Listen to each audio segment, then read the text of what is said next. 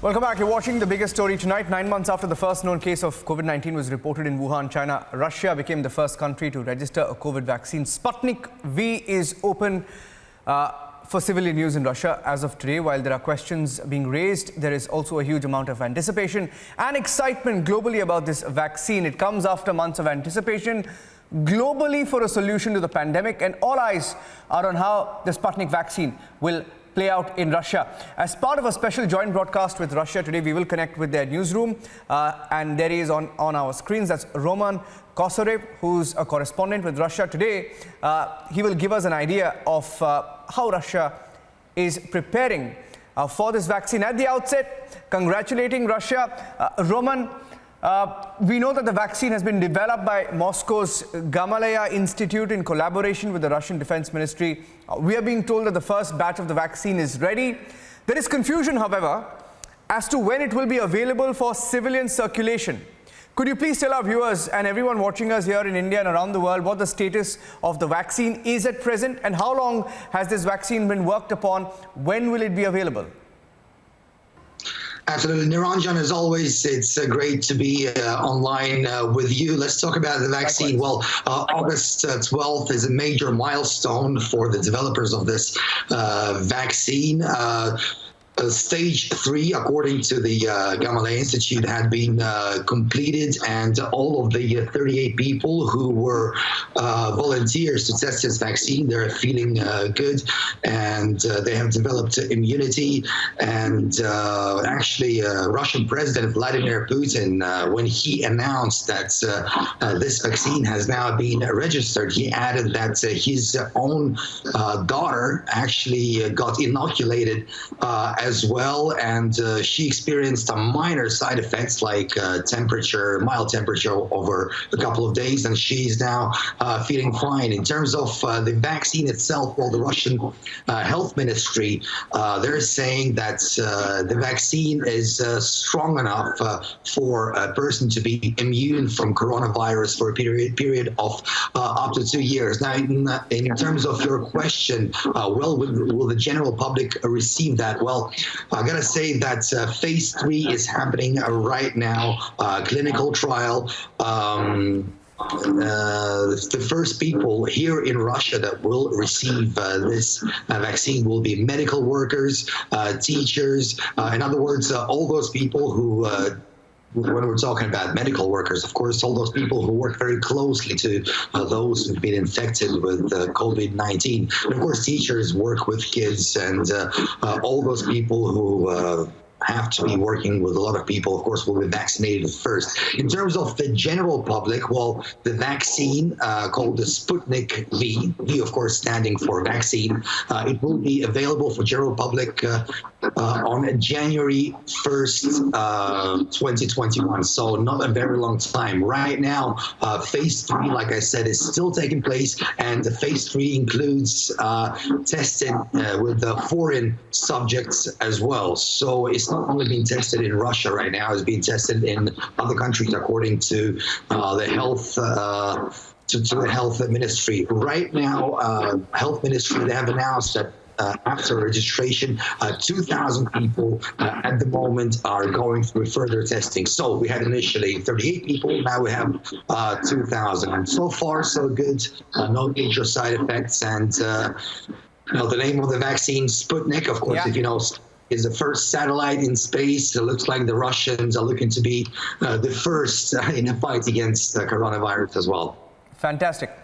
Now, it's also being reported, Roman, that Russia has received requests for 1 billion doses of the vaccine from foreign countries.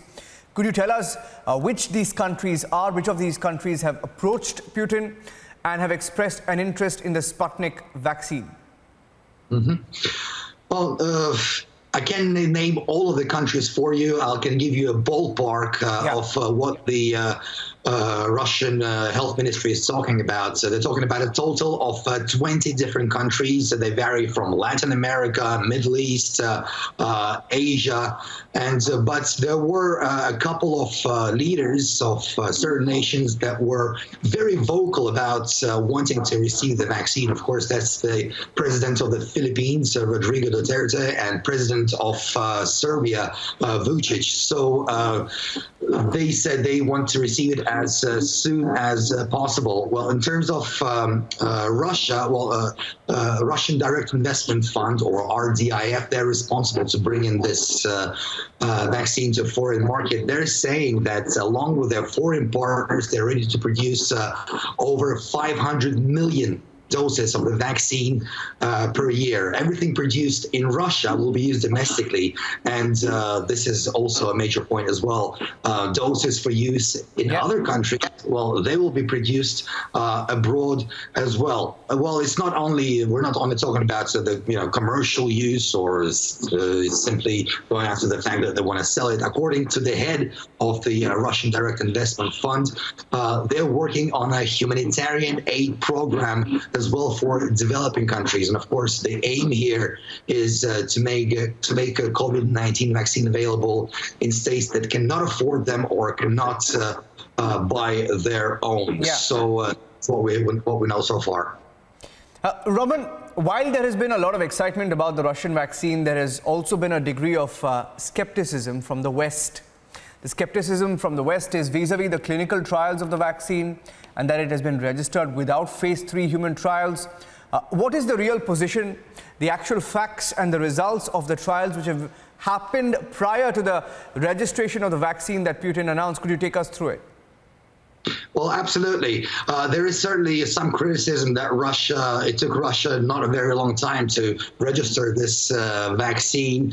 And of course, in certain way, these critics are right, because there's no way to create a vaccine from scratch that would be working just a few months right after the research began. By the way, the research did begin on the 17th of June with those 38 volunteers. But according to experts from the Sechenov Institute, and they were also in collaboration with Gamaleya and the Russian military, well, the work on this vaccine did not begin on June 18th. They actually used technology that's been here in Russia for 20 years, and this technology is based on adenovirus, which is just a common cold, and they've been working on a vaccine for that over the last 20 years. So it's not like they began from scratch, and this is how they were able to do certain things to make sure the vaccine is effective. That it provides immunity, like I said earlier, provides immunity for the period of up to 2 years, and no major side effects. And all of those who were inoculated, they feel absolutely fine. So in terms of critics, yes, they do understand the critics, what they're saying, but they do have a rebuttal to that, and this is what they said. Fantastic. Okay, we look forward to hearing more about this vaccine and monitoring its development.